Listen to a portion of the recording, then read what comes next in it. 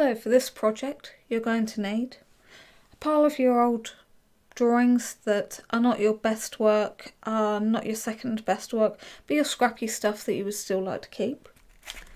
A pair of scissors, very handy. A glue stick of some sort, as long as it sticks. And a sketchbook of some sort.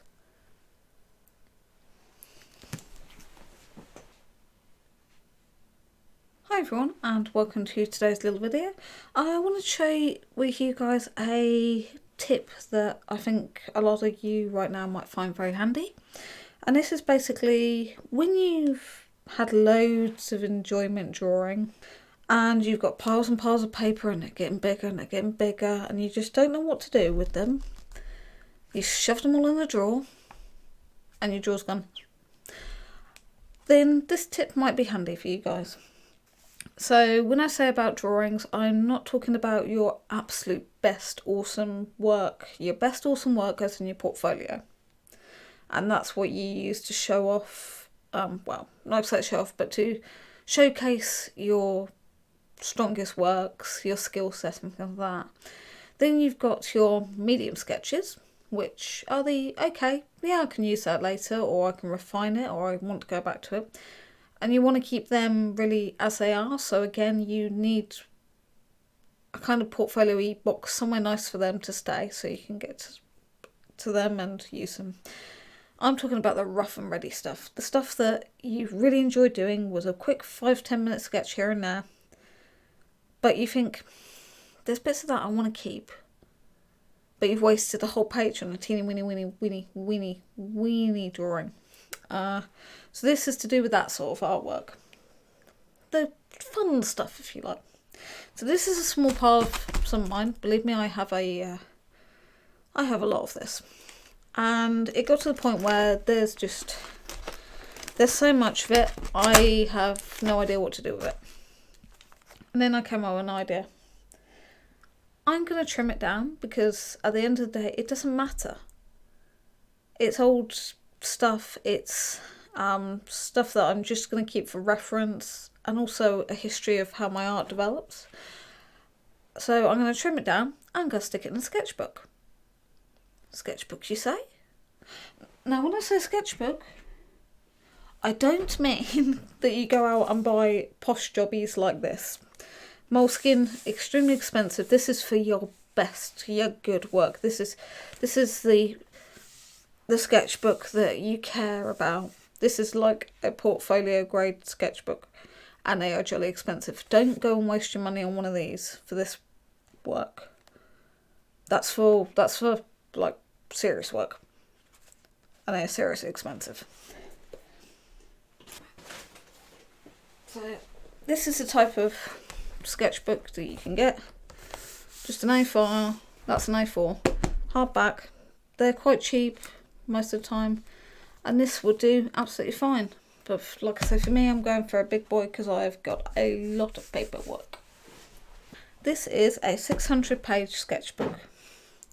This one I've partly used, as you can see by the tags. That just tells me what's where. I colour code stuff. Sorry about the light shining. This one is more like 300 pages. It calls itself 600 because you have to use both pages. So what I want to do is basically take my piles and piles and piles of drawings, trim them down and stick them into here.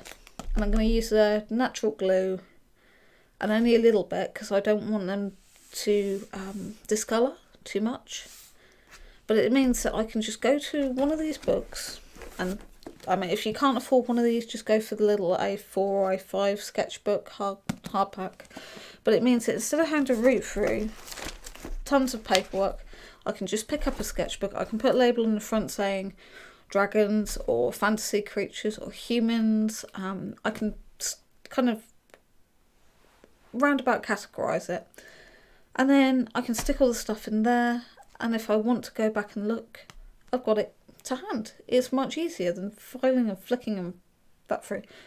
Yes, I'll still have to flick through here to find stuff, but it's not going to be taking up as much space. So this is kind of a space saver idea. now. And the thing is, I produce a lot of very, very quick sketches. So like these little horse character roughs. These are very, very rough. But on all of them there's elements that I want to keep. So I didn't like this one because of the neck. But I did like the head on this one.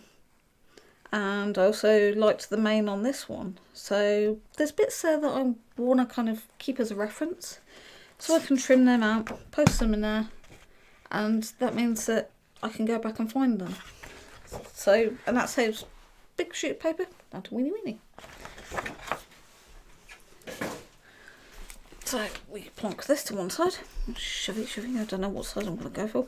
And these are really, really old drawings. These are like when I was 12 years old, what I was drawing like. So as you can see, small drawing in comparison to the paper. There's no point in me just sticking that straight in there because that's going to take up a whole page. So it's a case of snip, snip.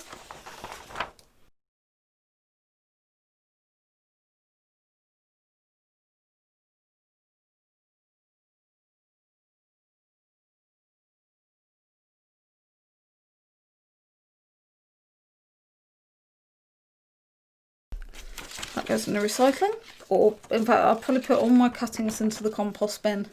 It can rot down and I can get better compost. And in today's glue, we're going to use a breadstick. Pop. Blimey, these even have dates on them. Stick the back just in a couple of places. I'm going to burn through this so quickly. And for me, with these drawings, I'm not actually bothered where they go in this book. I'm probably not going to come back to them for quite a while. Just there, sorted. Next image. These ones I've kept because even though they're scrappy drawings, they're not brilliant. There's bits that I can use in them, the ideas behind them. I draw completely differently nowadays, but it's fun looking back on how I used to draw.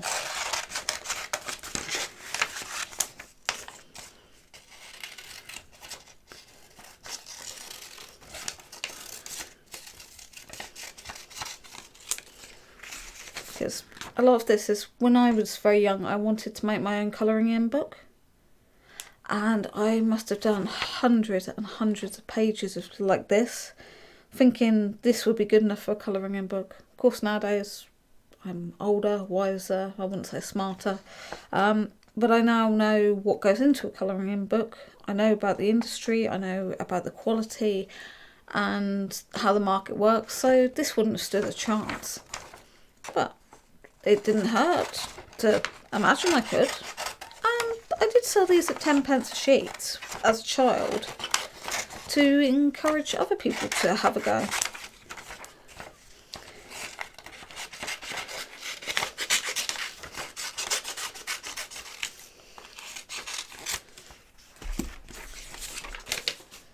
So on the floor, don't worry, there's a bin bag somewhere down there. So I'm not too worried about the overlap.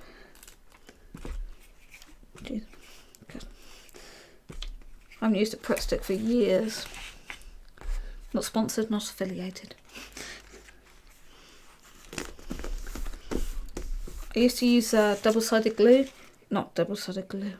Double-sided tape. But it discoloured the paper.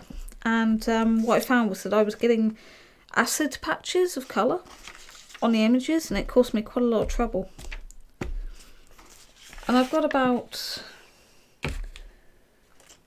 probably 10 of these types of sketch, not this size, but the smaller size sketchbooks that I'm currently filling up as well.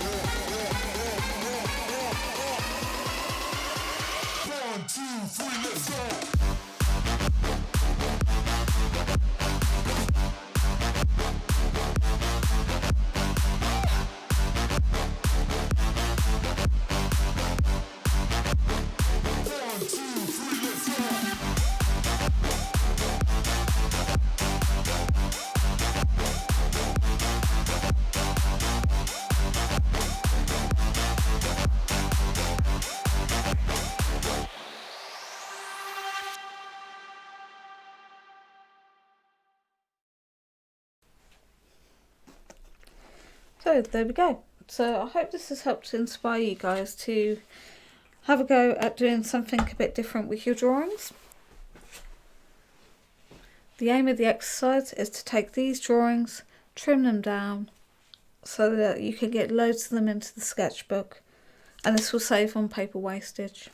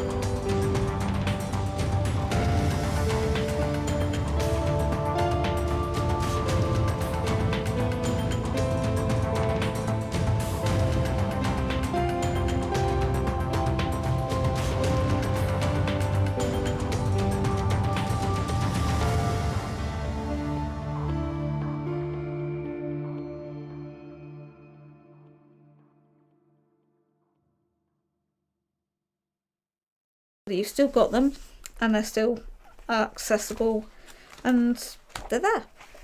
So, hope this helped inspire you guys, and all the best. And happy drawing to you all.